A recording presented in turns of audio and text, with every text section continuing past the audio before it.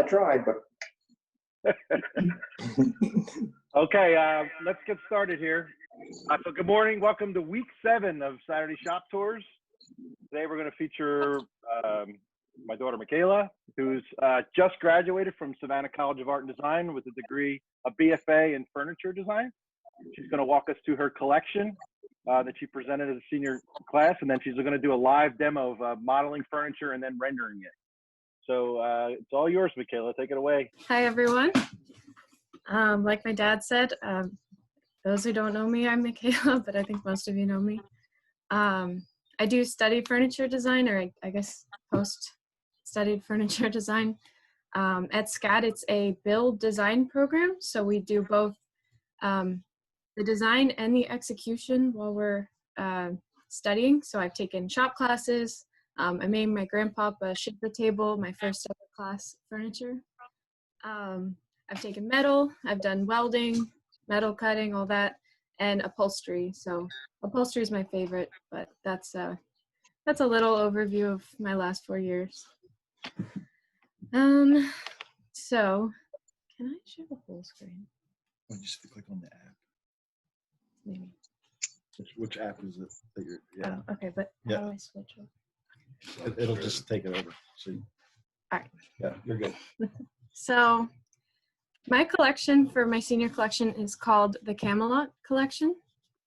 I drew a lot of inspiration from the Kennedys. When I started my design research, I was looking back to the 60s and kind of this time when things were high spirits and high energy.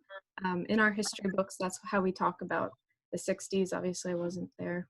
But Jackie Kennedy, when JFK was assassinated, she addressed her husband's favorite song, which was from the musical Camelot. And she talked about how he really liked this one line from the song, which talked about the brief shining moment. And it said, "Don't let it be forgot that once there was a spot for one brief shining moment that was known as Camelot." So my collection aims to capture that brief shining moment. I drew inspiration from the original Camelot story, that Gothic era language and architecture. And then I took a lot from 60s, mid-century modern, the new age furniture that was kind of changing the way that we talked about design and we use design in our lives. So this is just a little overview of my collection here. All of this was done on the softwares that I'm going to show you today, so none of this is real. A lot of people keep asking if they can buy it, but I don't have anything manufactured. All of it's just a dream right now. This is a little room that I rendered for the collection. All of the furniture that you see is mine, but I've added the photos and the plants and all that. That was extra, not me.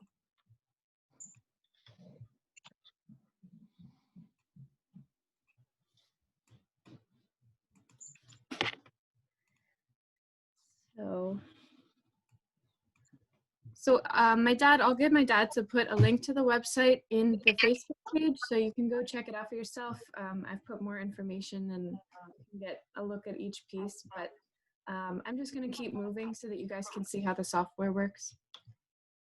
Right? It doesn't show. All right. So now I'm going to share. This is SolidWorks. So SolidWorks, I learned this about 2 years ago, and the program is really expansive. There's a lot that you can do with it. It's typically used by engineers and engineer students to make auto parts and little electric parts. I mean, you can get really, really intricate with this program. When I first learned, I was very overwhelmed by just like the sheer number of things that it's able to do, and it can kind of take a while to just learn a few things. So I'm just going to do a really simple little look at things today because I don't want to confuse anybody.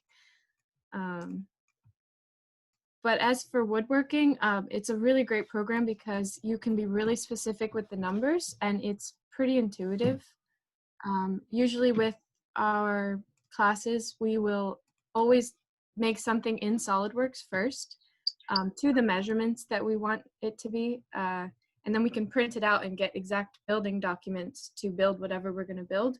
And all the measurements are there, even so much as the sizes of the holes that you might drill through. It's all, you can print it out on a plotter and have the whole document ready for you before you start building.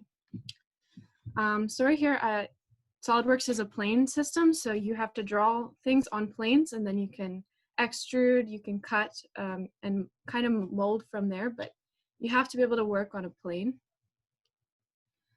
Here I just made like a basic square, and what I can do is I can use the dimension tool to give it the exact measurements that I want. So I'll make this a foot by a foot. Now that I have that and it's the size that I want it to be, I can extrude it. So to the exact number I'd like it to be. So say we'll make it a perfect cube. And then I have a cube. Now from here, I've just made, you know, however many new planes, 6 new planes that I can draw on and work from. But the cube itself has all of these angles and things that I can work with. So one thing I can do is fillet the edges, and I can do that to the exact diameter that I want it to be. So let's say that I make it 0.5, and you can see I've put a fillet on the box.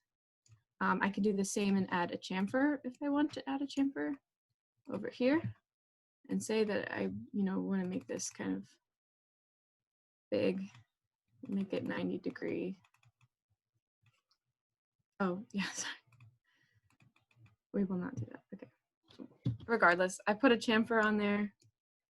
And with that, you can imagine how furniture, it really makes things way more intuitive, and I can change things all I'd like. Another thing you can do is cut. So if I started a sketch on this plane here, go normal to it, I can make a box here and cut, and I can go right through it, and you've got a hole in the box. So you can imagine all the things that you can kind of do here. It's pretty endless. And again, like this is just skimming the surface of all the things that you can get into. You can shell in, so you cut a hole in there, if you see, and it pretty much empties the inside and makes the box hollow, if you can tell. So what I'm going to do is I'm going to show you a little demo of how I would make a vase. If you saw in my collection, I made glassware. That's one of my favorite things to do in this, is to make kind of more organic shapes, which is tricky, but it can be done pretty easily once you get the hang of the software. So what I do is I insert a picture, and I pulled up this picture. This is a Restoration Hardware vase that I found online, and it's just a profile picture of that, and I bring that in. And what I do is I'll make a line for reference, and however big I want that vase to be tall, I put that in. So say I want it to be 12 inches tall, and then I can edit the picture to fit that. And I try to center it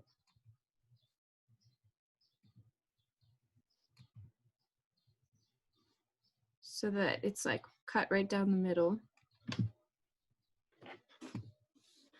And what I do is I just trace over the shape of this.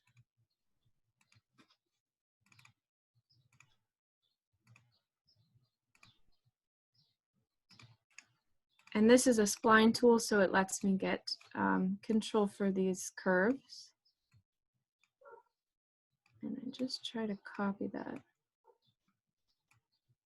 as much as I can. Sorry.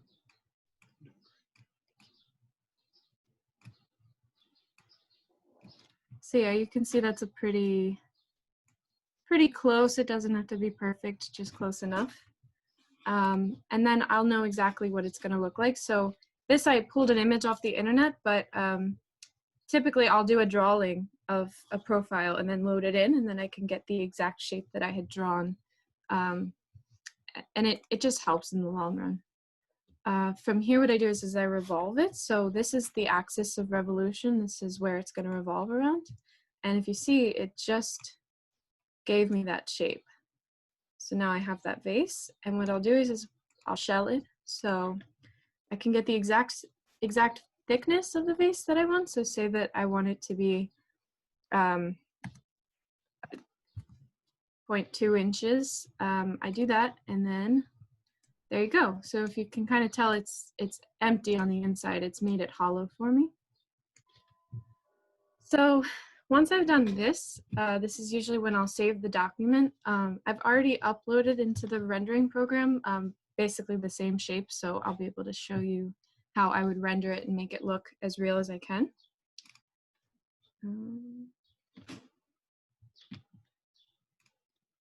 So this is about the same vase. I've already kind of set up the program because it can take a while, and it can be really complicated to set up the lighting and get everything looking right. But this is the vase that we just rendered. I'll show you, I have some different materials, and it's really cool, the materials they have on here. It can be super real looking. This is kind of like a stone, like a polished ceramic look. With this, I can make it glass. Let's see. This is a little bit more of like a matte kind of frosted glass, but I stuck with green so you can kind of get it. That's kind of a really cool, like, I think it's like malachite look. This one is like a mesh fabric, so if you zoom in really close, you can see it has all of those details of like a knit. And it really does that when you go to render it. It can make something look real. This is caning. Obviously, you couldn't really do this with caning on a vase like this, but I've used it for, you know, if I'm doing a chair back that has caning. And this material already puts holes in it for me, so it just makes everything look super real. What's really cool about the lighting is that I've put in a lighting set that you can control the time of day. So you can make it bright daytime or late at night, and that can affect the way that the thing that you're rendering looks. I like a sunset thing, so you get kind of more of a sunset, and that'll put the shadow in a different place. So if you're looking to kind of have more dramatic shadows, this makes it kind of like middle of the day, so the shadow gets right under there. Obviously late at night. And so the capabilities are really pretty endless. I've seen so many people do so many different things with the programs, and it really comes down to preference. So some people like really artsy renderings and cool stuff everywhere, and like some people will render a whole room, and like that's kind of what I did. I tried to make the interior and get people to imagine what the furniture looks like in a space, but the software really is just meant for so many different things. You can do so much with it. Should I keep going? You have anything else to show? Hey, Mikhail, I have a question about the software. Is it the type, can the average person or the average student, like, is it one semester where you really get grounded in the software and then you use it from there on, or does it take a longer time to really make it useful? So we take one class that it's 1 quarter where she teaches us really the basics of it. Right. I think I did that in my sophomore year. And yeah, we can use it. It's by the end of that class you're functional in it, but I would say I wasn't able to produce some of the stuff that I was producing until even this year. I would say it kind of started to click more and more because you start to learn the intricacies of it, and you Right. you don't realize until you want to build something weird, and then you have to figure out, and then you learn a lot in that process. So Makes sense. But generally a semester to learn to get grounded in the basics. yeah, it Or wasn't a term. too bad. A semester got me pretty far. Yeah. Okay. Thanks. Would anyone like to see anything else? Any other questions? Any other questions? Trying to think. Do you want to see anything? Put it on the back. Oh yeah, I can show you how some of the backgrounds work. They have some that are kind of already in here, so it's kind of crazy. Like you can drop that in and kind of place it on there. I mean, obviously it takes a while to get it to look real, and to get it to be the right size, but you know, if I wanted to show something to a client and show them that the size, I could put this in a real context photo, and it gives you kind of the idea. Some people might use like this office.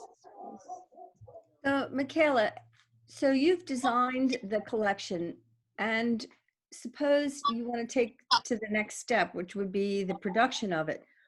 Would that go out to a subcontractor kind of thing?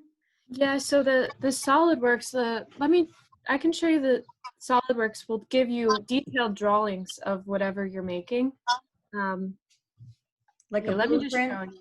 Yeah, you can get blueprints, you can get every profile of it. So even sometimes when I'm trying to cut something, I'll print it out full scale and then cut out, you know, use the drawing to kind of be my guide for cutting something.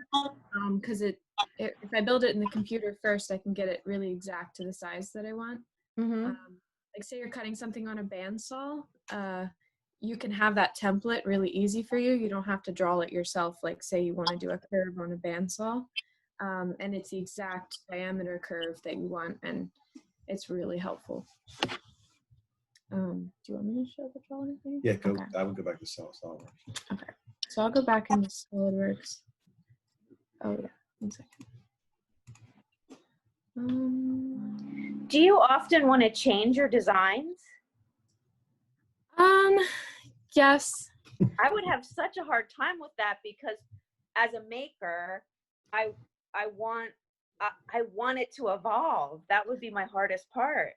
Yeah, it's hard too because sometimes this will, it's not always the most intuitive when you want to make a change.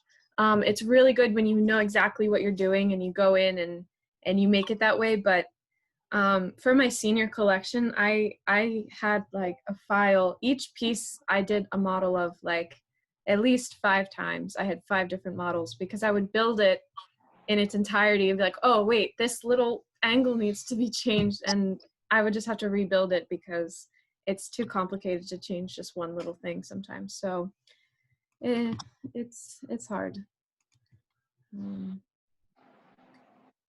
going to share the.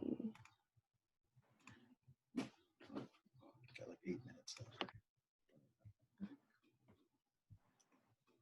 And seeing something on a screen doesn't necessarily, when you see it in real life and feel it, it has to feel that way, the way Yeah. that you really anticipated it too.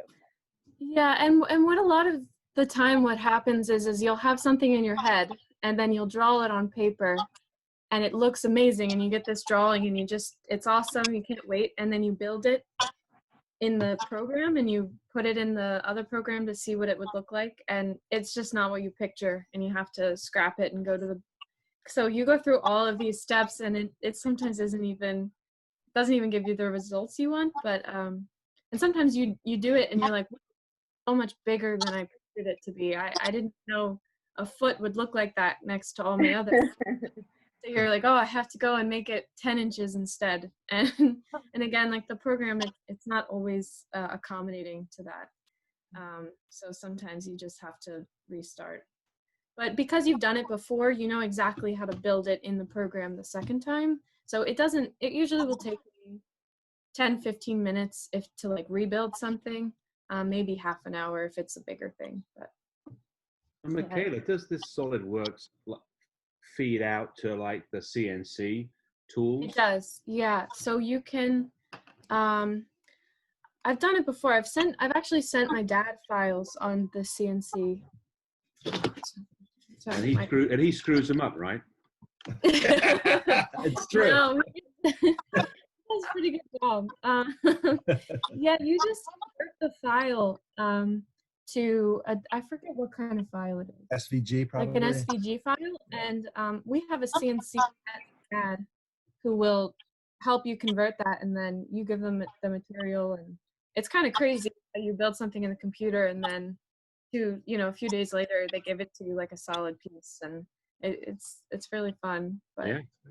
but yeah, if you see this is kind of like how the drawings work. Obviously, this isn't the best thing to show you. Like if I have my table pulled up, it might be a little better. I'm making a mess, but yeah, it'll let you pick like what kind of view you'd like in the drawing. So do you remember how to like get this off? Oh, well, okay. And then you can go in and give yourself measurements. Like you can annotate it. You can write little notes. You can do balloons. And that's really helpful in the shop when you have these documents in front of you. And they're real building documents. And we've taken classes in just getting those right so that, yeah, you can send that to a manufacturer and they'll be able to reproduce it if need be. So, and that's the industry nowadays. That's how things are kind of leaning. A couple people will still accept hand-drawn plans, but the industry standard is SolidWorks, or there's other programs like one is called Rhino. There's another called Revit, and those are really the reason that the industry is switching over is because it's just a lot quicker because of what I just showed you. You know, if I make it in that program and it doesn't take me that long, I can have the drawings in a few minutes as everything is to the right size. I can have that drawing sent to, I can have it sent overseas. If it's going to go to India or China, it gets there quickly and it's effective. So that's kind of becoming the norm in the industry. But I have a question for you. Would you use like a 3D printer to make a prototype of something like this before you went to production? Yeah, people do that, especially with small scale things like again, like with the base. Just as we're connected to the CNC, we're also able to connect to the 3D printer, and we have one at school. So that's something that kids will do, is 3D print something as a prototype as opposed to going in the shop and using foam or carving something up. There's even kids who have their own little 3D printer that just does little tiny models. And that's a good way when you have something physical to see what it looks like. That can definitely be even better than any of these programs for seeing what something can look like. Would you typically print those to scale, or would you scale it down, or would it depend? Right? I guess it depends on the size. Like, Right. okay. 3D printing can get really expensive. And some 3D printers aren't able to do anything bigger than, big. Yeah. So, but yeah, but there's a lot of possibilities. There's a lot of things you can do with it. You can laser cut from SolidWorks and things like that. So This is probably a dumb question, but what is CNC? It's a computer numeric controller. So it's basically a router that has X, Y, and Z coordinates. In fact, next week we're going to get a demo.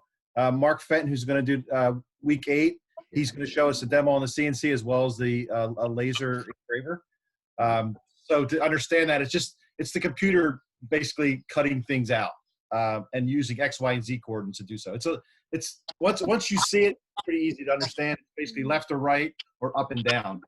And Michaela could send a file like this. I mean, this is kind of a weird object, but for CNC, but it could send it to that CNC machine and it could just do all the cutting to scale precisely.